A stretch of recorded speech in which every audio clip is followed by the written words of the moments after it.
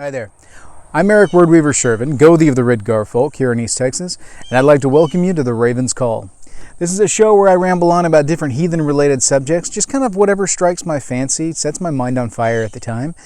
Big UPG warning at the beginning of all these episodes, like always. I am a middle-of-the-road heathen. I am not a hardcore Reconstructionist. I am not a fluffy bunny neo-pagan. Those in the know will know what I mean by that.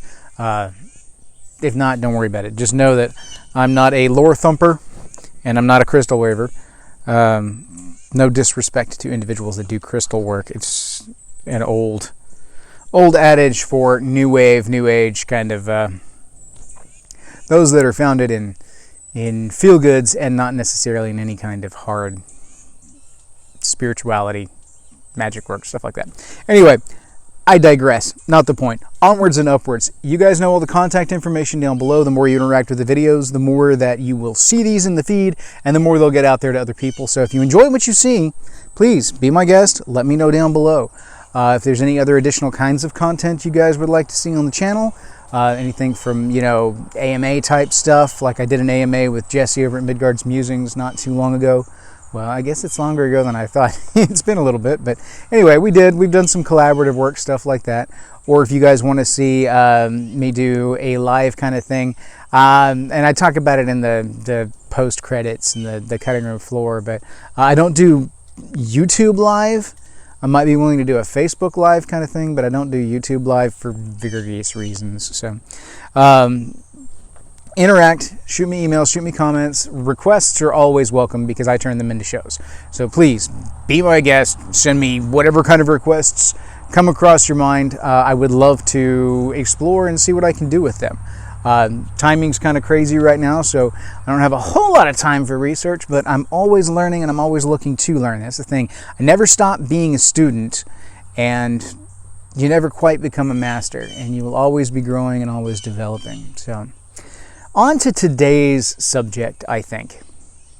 Now, today's subject, we're going to get away from the viewers' requests for this particular episode, because this is one that has been on my list forever. As you guys have watched the channel, you know that I keep a running tally of show ideas, things that I want to talk about at some point in time. I just keep a checklist up in my phone, and then every time I have an idea for a show or somebody makes a request, I'm like, oh yeah, that would be a good episode. I throw it on this list. And I've written about this subject before. I have talked about this subject with individuals ad nauseum, and I've kind of rolled it into some of the other subjects in the other episodes, but I haven't done a specific episode about this particular subject, and I almost couldn't believe that I hadn't done an episode about this. I had to go back and prove to myself that I hadn't. So I spent the morning going through my list on the feed to try and make sure that I had indeed not done an episode on words as deeds. And apparently I have not. So, we're going to talk a little bit about the concept of words as deeds. Because in heathenry, one of the main adages that you hear talked about a lot, and I use it a lot, we are our deeds. The concept is that, you can talk a good game all you want, but if you don't have actions to back them up, then they're just words and they're meaningless. And that's not entirely the fullness of the concept. It's a generality, and it's good in practice in order to push the idea that action is better than inaction, which if you've read We Are Our Deeds by Eric Wodening, you will kind of get where I'm going at on that aspect as far as what was favored by arch-heathens based on linguistic patterns and whatnot. Action was viewed as being better than inaction. The idea that you would do something as opposed to doing nothing. Even if it's the wrong decision, it was still better to have tried and failed than to have not tried at all. That kind of thing. So, when you're going with that kind of a mentality, yes, the whole we are our deeds, not our words, is a good kind of adage to go by. However, it glosses over the fact that words themselves are deeds. And the reason that we go ahead and let that kind of adage fly is because words carry much less weight than, physical actions. Talking about hurting somebody and actually hurting somebody are two different things. Intent doesn't really carry a whole lot versus actual action. And so deeds are what are measured. Deeds are what we put into the well. They are our story. And if we finally gotten far enough into the system of the shows here that I can go into some of the deeper aspects of this, and you guys will understand it. When we talk about, like with the Norns, when we talk about Urd, Verdandi, and Skuld, when you're talking about Urd is all of those things, her domain is those things that have come to be, those things that are, those things that have been made reality. You're talking about Verdandi, you are talking about those things that are actively becoming, the now, those things that are in action in this moment, that point of weird. This is where weird exists. And then it passes into Orlog and goes into the well, and it is immutable at that point. It has happened. While it is happening, this is the realm of Verdandi, and we've talked about all this before, but it lays the context. Skuld, of course, is the ephemeral possibility of what could be. It's the potential energy versus the kinetic energy of the now. We can take all of that potential energy that's built up in Skuld, and when we actually take action and make it real, then it becomes kinetic energy and is put into motion. And then, of course, it is recorded into history and through the Orlog, through the well. And this is one of those areas where you can look at words, look at vocalizations, look at intentions. Intentions are the realm of Skuld. They are ephemeral. They are immaterial. You can have great intentions but never follow through. You can have great intentions and fail miserably at them. You can lie through your teeth and it sounds fantastic, but in the end, you do not make good on what you said, so it is not the action that gets recorded. But the problem with this view of, completely eschewing words and not viewing them as a deed is the fact that words do have a palpable impact. Words do make a difference. And it's difficult to explain exactly how and exactly why sometimes, but the idea here is that words, once spoken, are a willful act. You actually go through a physical action to transfer thoughts into words. There is a physical action that requires willpower and focused thought. So at that point in time, it is a deed, the same as hitting someone, the same as tilling a field. It is thought that is actualized in action. Words are very much the same thing. And coming from the word weaver, that should mean something to you. So I get it. The words are, as any practitioner of magic will tell you, words carry weight. Words carry power. When you deal with name magic, old magic, the knowing of something's true name, the power that comes from that you can have over another individual, it's immense, it's palpable. To know something. Knowledge is power. Knowledge is, of course, portrayed through word or through spoken language. The exact language doesn't matter, but it is still the verbalization or the translation of thought and intention into willful action, because it's not just speaking words, it's writing words too.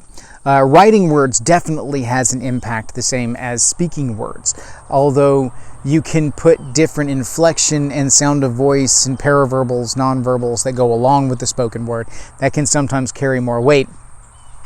But it's also kind of flash in the pan versus a written statement that is perpetuated through time and survives. Take, for instance, the Havamal. Take any of the Eddas and the Heimskringla, things like that. You very much can have a lasting impact. Look at any number of political statements that have been made throughout the years. Look at the Declaration of Independence. Look at the Constitution of the United States of America. Look for any number of things. You will see a perpetuation of this idea that had been put into action and was actively written down through willful intent made into action. This carries weight. This carries sizable weight. Any author that writes, your action of creating something from the ephemeral and giving it form, giving it life, and then throwing it out there for people to see, for people to witness, and to take part in, to look over, and to be able to enjoy and be a piece of that for times to come. That's a very strong action, and it is a very willful action, because it takes time, it takes energy, it takes thought. Frequently, words can be flippant, they can be weak, they can be unintended, they can be misinterpreted, because it's easy. It's easy to say something without necessarily weighing the fullness of the effect and the weight of the words. Writing, you have a moment to pause before this is put out there to the outside world. Now, this doesn't necessarily include things like texting, where the send is fairly instantaneous. I mean, you will sometimes hem and haw and delete and change, so there is a slight delay there. There's a slight buffer, but there's no buffer on the spoken word. It's just out there. Once it's done, it's done. You don't get to hit delete. So, do words actually classify as deeds? Yes, they classify as deeds because they are intended, thought, put into actualized action. So it is transferred into deed. Take, for instance, again, the Declaration of Independence. When put into words, this intention by the colonists to tell England to bugger off, we're on our own now, that was very, very powerful. That was very, very meaningful, and echoes through history as a major act. And this definitely had repercussions for everyone who signed their name to that document. Words have extreme power. If you don't believe me, step out there and just say the first random insult that comes to mind to a random passerby. It will have an impact. Now, whether or not they just write it off or if they allow it to affect them is up to them. But it doesn't make you any less of an asshole for having done so. It really, words can have an immediate action. An immediate effect, a palpable effect. It's a thing, It is absolutely a thing. And once that arrow is let loose, it can't be taken back. It is a deed. It is made manifest through willful action. Like I said, it's easy to speak words, so frequently we do not take the time to buffer them. But you do still actually have a buffer. It's up here. If you slow down to think and you don't just spout off without thinking, then you can mitigate some of that impact. You don't have to say the thing that carries that insult. It doesn't have to be an unintended slight. Unintended slights carry less impact, but they're still impactful. The really, really damaging things are words that are intended to be malignant in nature, that are intended to be deceptive in nature. If you think about someone who lies to you and the impact of someone who tells a lie versus someone you know to be truthful, that is a very clear example of words being deeds themselves. Because if you are a liar, if you lie to someone, then they know you to be a liar. They know that you cannot be trusted at that point. And that carries a great deal of weight. So, and I keep saying that because the whole aspect of making something real is that it like matter, like it has mass and it takes up space. It creates a weight. When weight is the impact of gravity upon mass. And so that is the thing made manifest, and then the effect of social forces on that thing that has been made manifest. So the gravity is the social interaction, and the mass is the words that have been put into place, and therefore, because of that gravitational pull between the two of us, you now have weight to that thing that's made manifest. Intentions don't necessarily have any weight to them, because they're not made manifest. They're not made real. They're not brought out into the material world. You are actively vibrating your vocal cords, moving your mouth and tongue, and making speech. Or you are moving your muscles in your hands with a tool to scribe those words into creation. That is an act.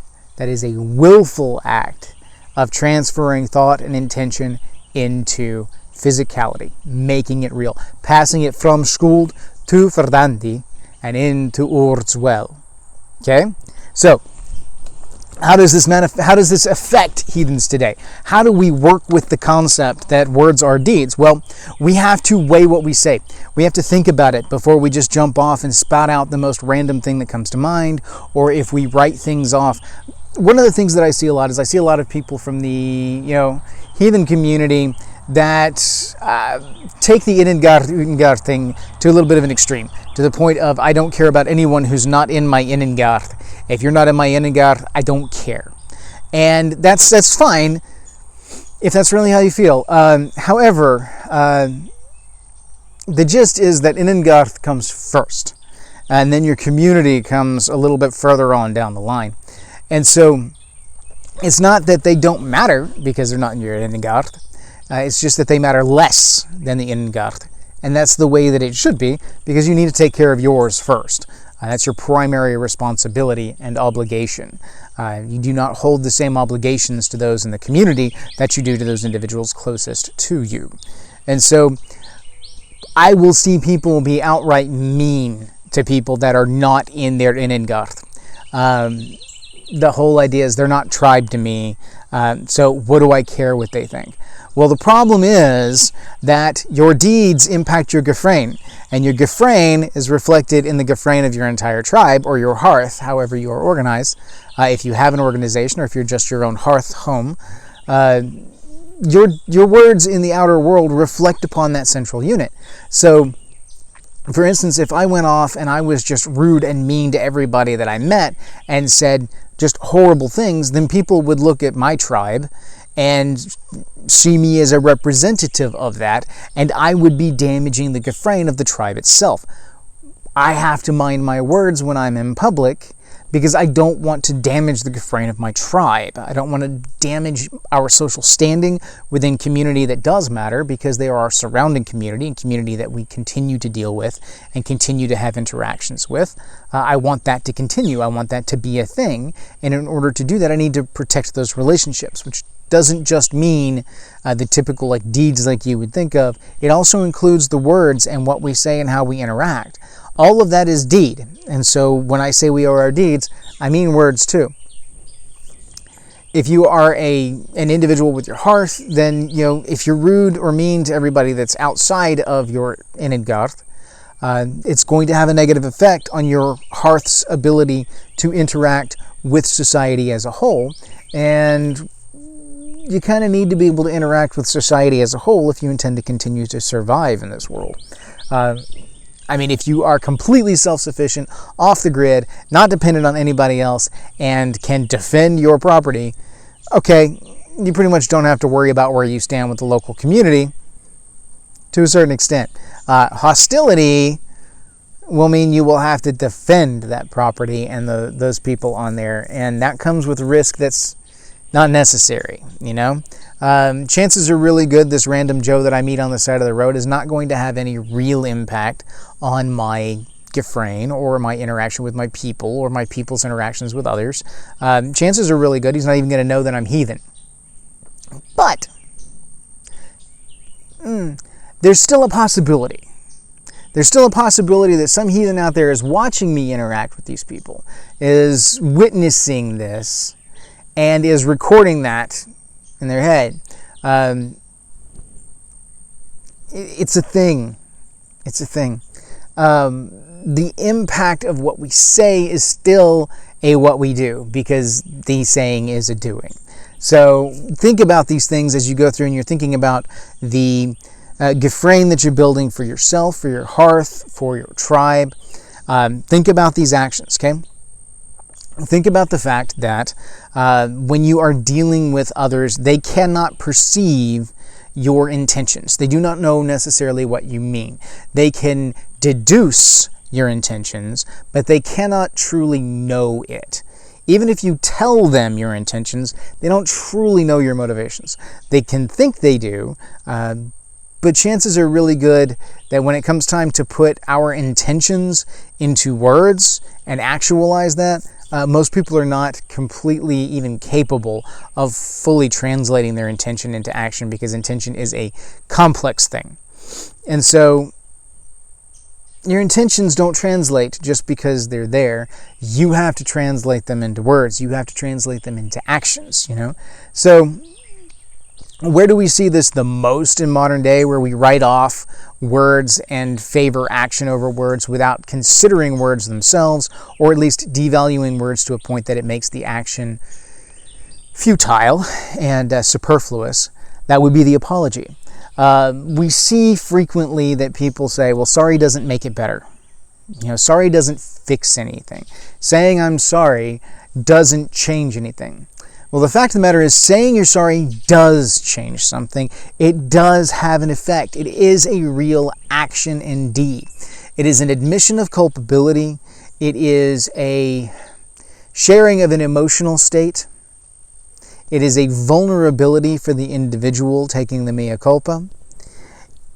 And it initiates a cycle of repercussion. It is an acknowledgement of the deed and an expression of the intention to make the thing right. Keep in mind, though, that it has to be accompanied with some kind of actual repercussion or reparation in order to make things right. Just simply saying you're sorry and then going on and not changing anything and not matching intention to word, the rest of your deeds outweigh those words. If you say, I'm sorry, I won't do it again, and then you continue to do it again, well, those deeds carry more weight because they're more physical deeds, They have a stronger weight in the whole spectrum of social interaction. So saying you're going to do something and then just blowing it off and not doing it, what you're actually doing is lying at that point, and then that's the deed that becomes reality. That's what you've made manifest. You've made yourself a liar in that moment. And so the apology does carry weight. It is a thing, but it's the initiation of a cycle, and it is not its own end. It's more the initiation. It's the start of something, the start of reparations. But I do feel like it is important because it makes the intent and thought process about this whole thought process the individual is going through, where they're accepting responsibility for their actions. It is a verbalization that puts that into reality. It makes it real. To think that you're going to apologize to somebody, to say, well, I always meant to apologize to them for that, but you haven't actually apologized to them. You haven't done anything to make it right. You may make reparations, but they may not recognize that you've made reparations because you never acknowledged your role with the whole ill-doing in the first place. You may have rocked along and realized that, you did this person wrong, intentionally or not, but because, apologies are meaningless, you write it off and don't actually go and do anything, then, Or you just don't apologize, and then you do something. This is where I was really getting at. If you apologize and then you do something, but they don't know that you have even accepted responsibility for your action, then your reparation may go unnoticed. They may not translate that, or it may not be enough. Adding the weight of the apology helps to start to balance the scales, but it does not balance it by itself. It is an action, but it is not as palpable as an action as is necessary, depending on the situation. There are some minor things where the act of contrition of, saying, I'm sorry, and accepting fault, and then, trying not to do it again, is significant enough to balance the scales. But there are some things that an apology is just not good enough for. And there are some things where the betrayal is so hard and so far that an apology is meaningless, just simply because the weight is too much, and that is a drop in the bucket compared to the ocean that's needed to put out this particular fire. So, all of this is roundabout to say that words as deeds carry weight, have meaning. Take, for example, ritual. When we sit down and we do ritual, when we enact our rituals, our blows, what we say matters. How we say it matters. And that is why a lot of hardcore Reconstructionists are very, very particular about their formula for ritual. A lot of the neo-pagan fluffy bunnies are equally as hardcore about their ritual and the scripting for it. but usually for different reasons. What we say matters, and as long as you understand the why of things, why you say what you're saying, you're probably going to be okay, especially if you take the time to make sure that you are translating accurately the ideas and intentions you have in your head. But to step up to the gods and give offering without being able to codify it into words, without being able to say a little something to go along with it to set the context for this gift, may fall on deaf ears and blind eyes. Because, like we've said before, the gods of limited access don't always have their eyes on us. And so we have to call their attention, clarify what it is we're doing and why, and, ask for a blessing in return, or at least make it clear that one would be accepted if the gods found your initial offering worthy. And so all of this communication is therefore an action, a deed, a thing that must be in order for any of the following actions to take place within any kind of context. Without the context, the deeds don't take place at all. So, the gods and goddesses are not going to give you a blessing or boon if you do not make your intentions clear within a ritual. You just stand outside, wave a horn in the air, and then pour some stuff on the ground, and don't actually make it clear to the gods what you're doing, then you may well get glossed over for that blessing that you were looking for, simply because it was a failure to communicate. And so, communication is a thing. Words are the deeds by which we communicate, and we make that thing a reality. So, I'm really surprised I haven't done this video before, because this is something that I have written on before. This is something that I've spent a great deal of time thinking and having deep conversations about. Because it is true, there is a weighted scale, and words carry far less weight than actual physical action.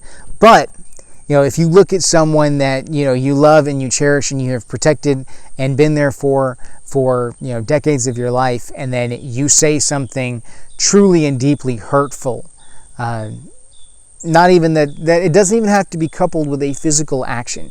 You just look at them and you say something that cuts to the core, because you know that person better than anybody on the planet. You pull a specific family member in there that's just you don't go there. You bring up a certain piece of their past that they have confided in you, and now you're turning and using it as a weapon.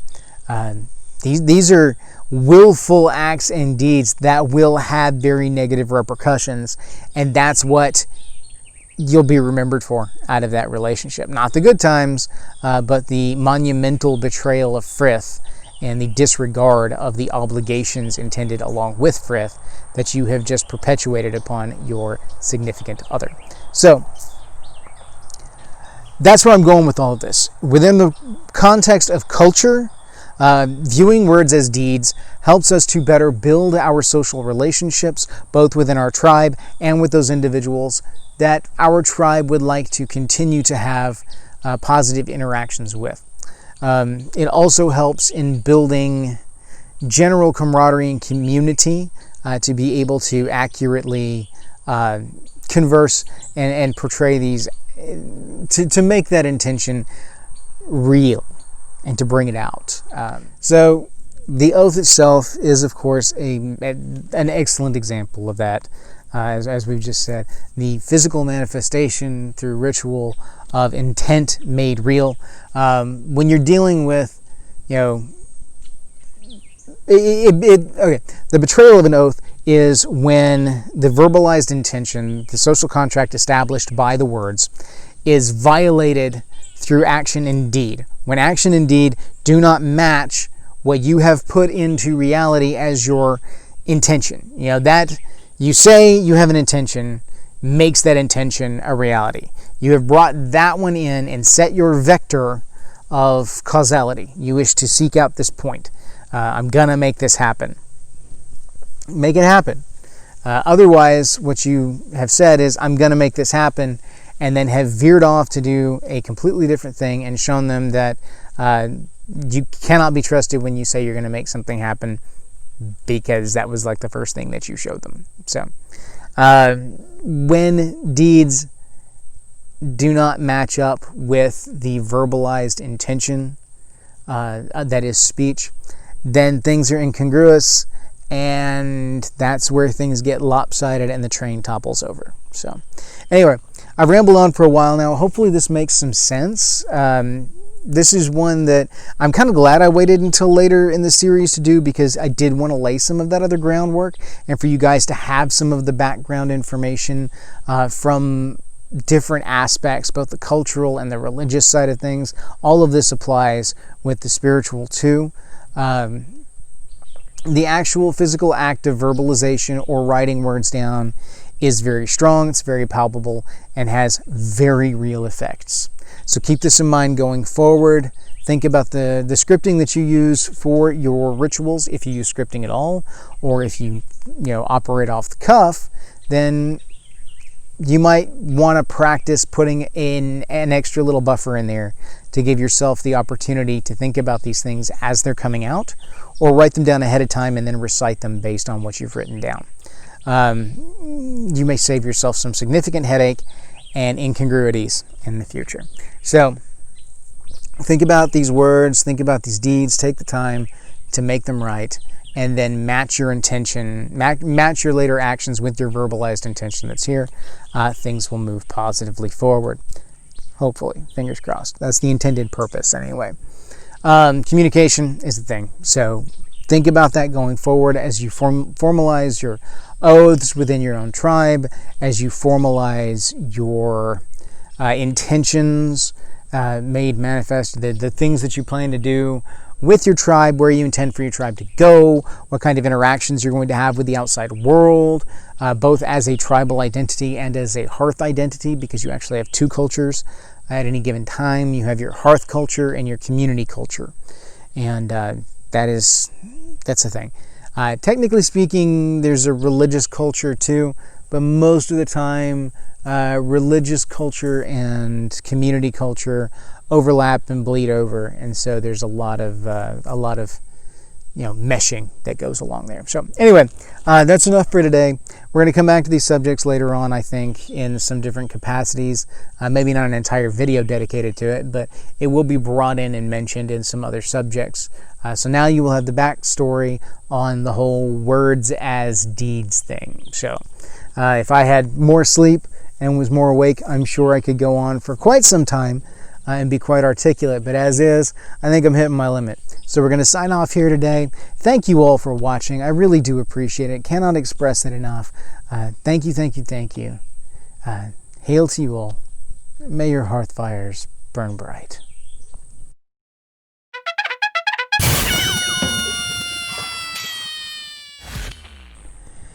Oof da. Oh, it has been a long week. It really, really has. Long weekend, too. I'm coming off of working night staff last night. Crazy stuff. When you run a boys' home and you don't have any employees to cover a shift, sometimes you got to cover it yourself. Nothing major, just a lot of vacations and time off all fell at the same time, same place, and the coverage I thought I had didn't have. So up all night. I'm still up, and here we go. So I'm going to try and film a little bit early today. The reason for this, of course, is because I'm going to fall asleep later. You know how it goes. Anyway, yeah, crazy stuff, crazy week. Different location on the property, but still on my property. Hey, tree, sorry. It's early yet, so I had to move my location because the sun's on the opposite side of the property. Usually I film facing east, but since the sun's going to get overhead and it's like, I think today's high is supposed to be 9900, somewhere in there. I don't know. It's pretty close. Anyway, I'm going to film over here today, where the sun is to my back for a little bit anyway, till it gets overhead. And we'll go from there. So, it's 10 o'clock where I am. I don't care. It's all right. Goodness.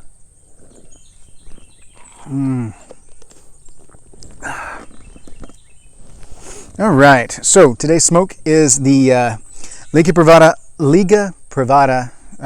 that's not, it's the Drew Estate. Sorry, Liga Privada is one of the lines of Drew Estate. This is the Drew Estate Undercrown, which is a relative of the Liga Privada. Liga Privada being my favorite smoke, this being my second favorite. Nice, earthy, good full body, wonderful little smoke, nice and fluid, good body to it. It's a nice smoke. I really enjoy it.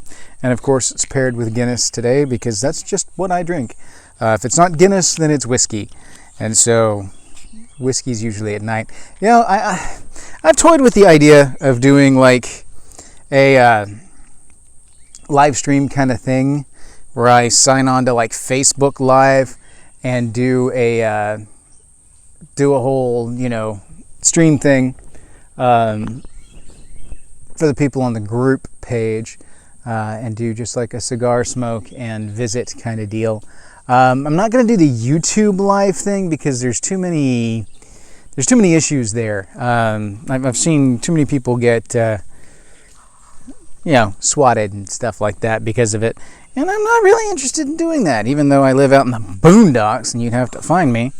It's still not worth the attention, especially since swatting out here would get really ugly because we do live in the country and things in the country tend to get ugly when treated that way. So, not real interested in that. I don't typically have to worry about it with these because they're pre-recorded. But live stuff is when you run risks. So, it's the only reason I haven't really done a bunch of live stuff.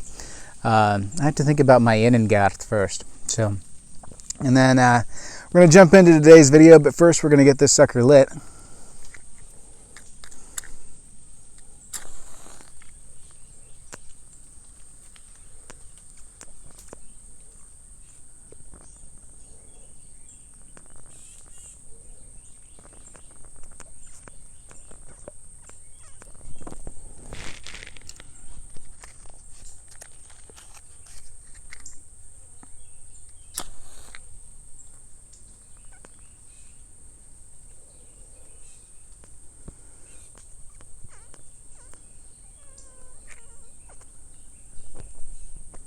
Oh no, wonderful TV, watching me light a cigar.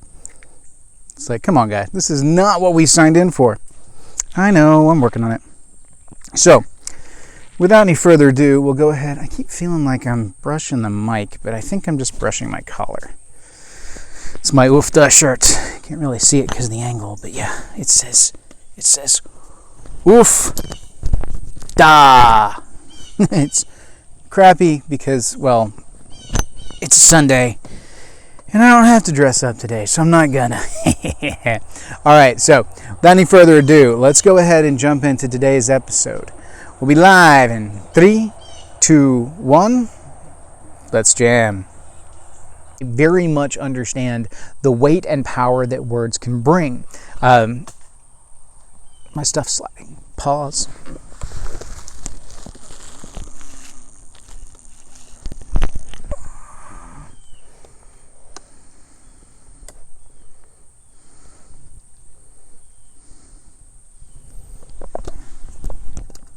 This is crazy.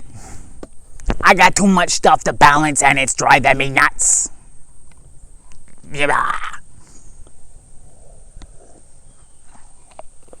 Mana.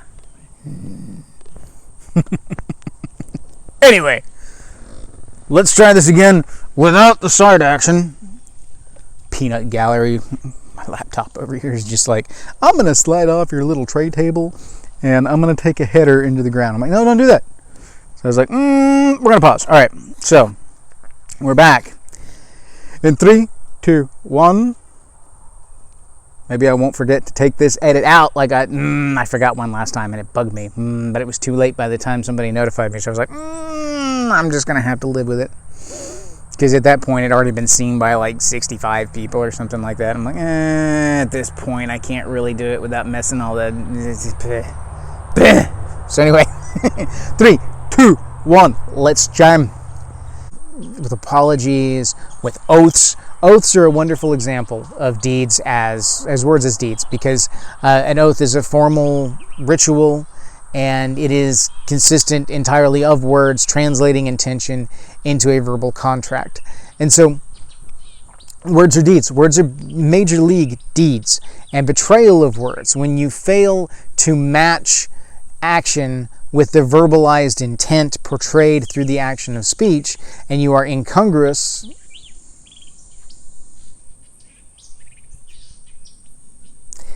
Make sure you don't skip the edit. Make sure you don't skip the edit. Yeah. All right. 3, 2, 1. Let's jam. Shit, I lost it. 3, 2, 1. Let's jam. No. Shit, I lost it. I completely lost it.